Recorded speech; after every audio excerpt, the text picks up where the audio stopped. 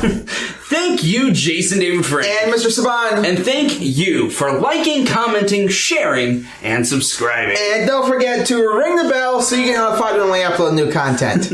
That's Tom. And that's Chris. We're going to throw it over to Chaz. Chaz, what do we got on deck for today? On today's episode, Tom's taking us back to school with another Science of the Morphin Grid. Wake up! It's time for science, so stay tuned. It's PRNT time. After 10,000 years, I'm free! It's time to watch PRNT!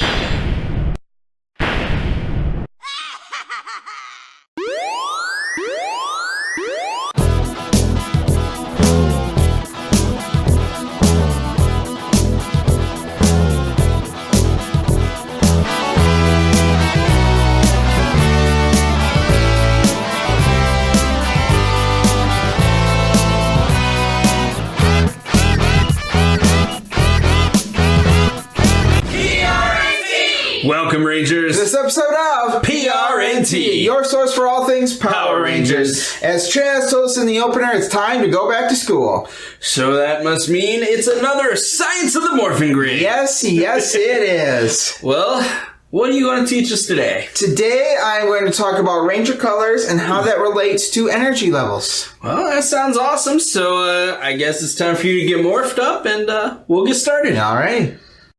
It's science time.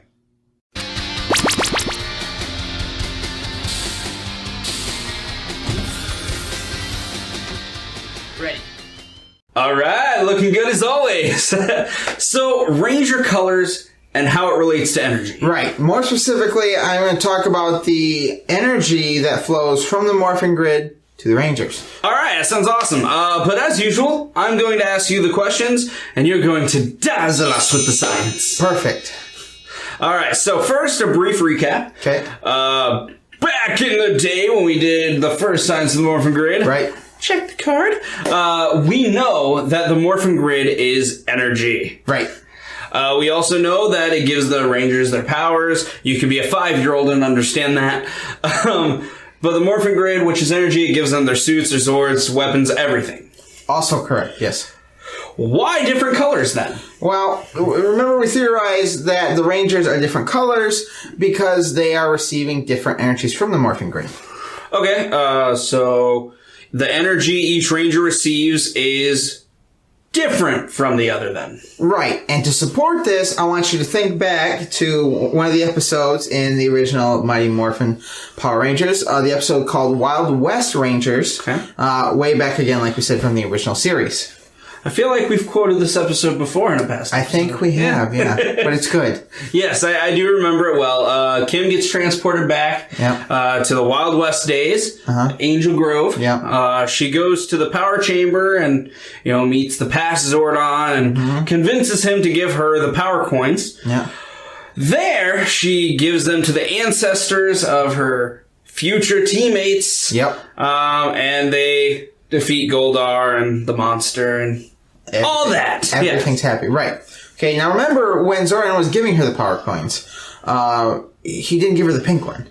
Of course. Right.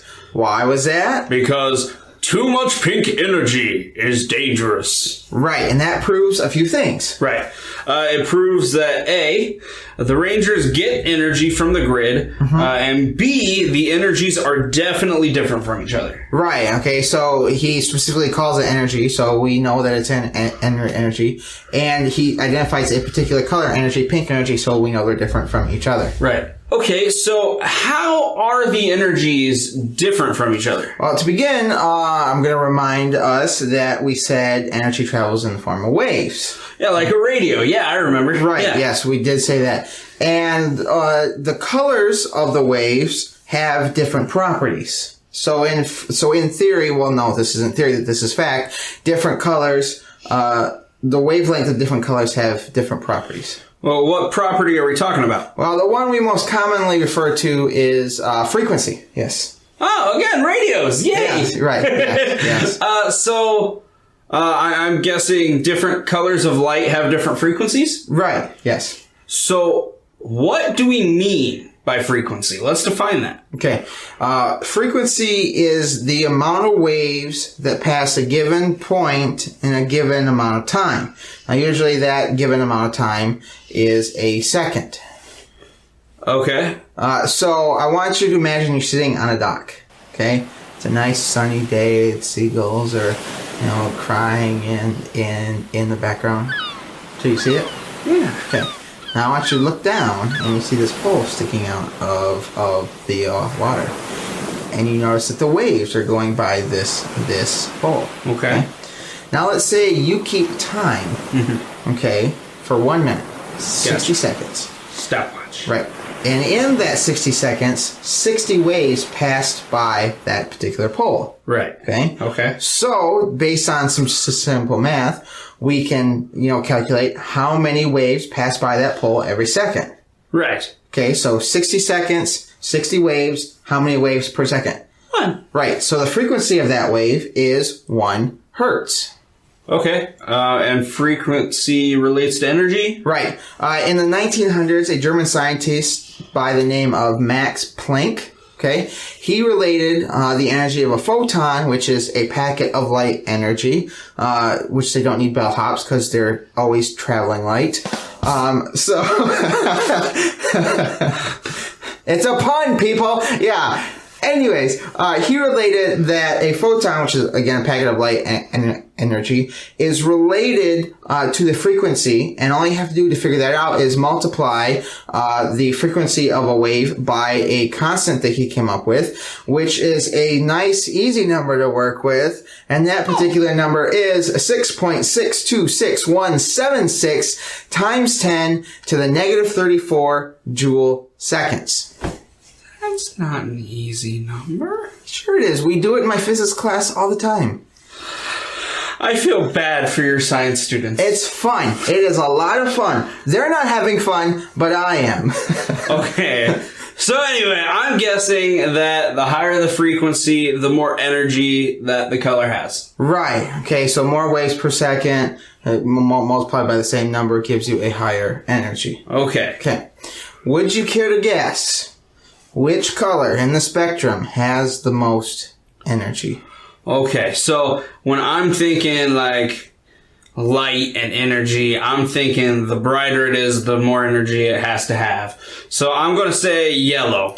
It's actually violet or purple, like my buddy RJ. So what makes violet light have the highest frequency? Violet has the shortest wavelength, okay? And because all waves from all the colors travel at the same speed, which is the speed of light, 3.0 times 10 to the 8th meters per second, that means that a wave with a shorter wavelength is going to be able to pass by that particular point more often, okay? So if it does that, you get more waves per second, which means you have a higher frequency, which means you have a higher energy. Okay, so in that case, what color would have the lowest energy? That would be red. Okay? Oh. Yeah, red has the longest wavelength, which means not very many waves pass by that given point in a second, which means it has a low frequency and in turn a lower energy. All right, so we established violet, we've established red. What about all the other colors? Oh, remember, I want you to think back to elementary school. There was an acronym you learned to remember the colors of the rainbow. What is it? Oh, my good buddy Roy G. Biv. That's right. Okay. So of the original 6 Rangers, yes, I'm including Tommy in this. I love you, JDF. Red has the lowest energy, then yellow, then green, and then blue. Are you telling me, in theory, Billy could beat up Tommy? If he gets his energy from the morphin grid, which he does. Remember, it's also dependent on skill, too. So Okay. you have to be able to use the energy. Wait, whoa. What? Revelation. 2 are missing in this equation. Pink and black. Okay, this is where it gets tricky. Well, as far as pink is concerned, it's not included in the original rainbow colors. There's no P in Roy G. Biv. Now, why is that? Because he didn't drink enough water. No. There's no P in Roy G. Biv because you can't transmit pink via wavelengths. It's not a transmissible color. Okay, but I could see pink. We've interviewed pink rangers. I see pictures of them all around us. Right, we can see pink because when light is reflected off pink objects, I use that term loosely for an entirely different reason, your brain is seeing it as a mix of mostly red with a little bit of green and a little bit of blue. Well, wait a minute. So, does that mean that the Pink Ranger's powers are a mix of mostly red with a little bit of green and blue? And could it be that the morphin grid operates on the Roy G. Biv color scheme? Could it be that too much pink energy is dangerous because it depletes so much energy from the other rangers? That is a good theory. That would also explain why two white rangers couldn't exist in Dino Thunder. Because white is actually a mixture of all the colors. So when you're seeing white, you're actually seeing a little bit of all of the Roy G. Biv colors. Well, okay, so we kind of explained pink. Well, what about black? Black is tricky. We see black because no light is being reflected off particular objects. But that can't mean that there's no energy transmitted to the Black Rangers because, you know, the Black Rangers are Rangers after all. So, do you have any theories about that? Nope. No idea, huh? No, none.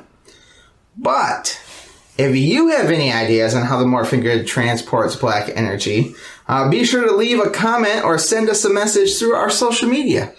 If you'll do any of that, please use the hashtag Black Ranger Theory. Great. We look forward to seeing those.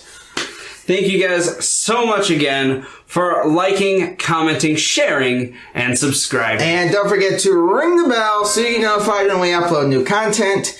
And remember, as we sign off, what is our hope? Our hope is that the power will always protect you. Let's power down.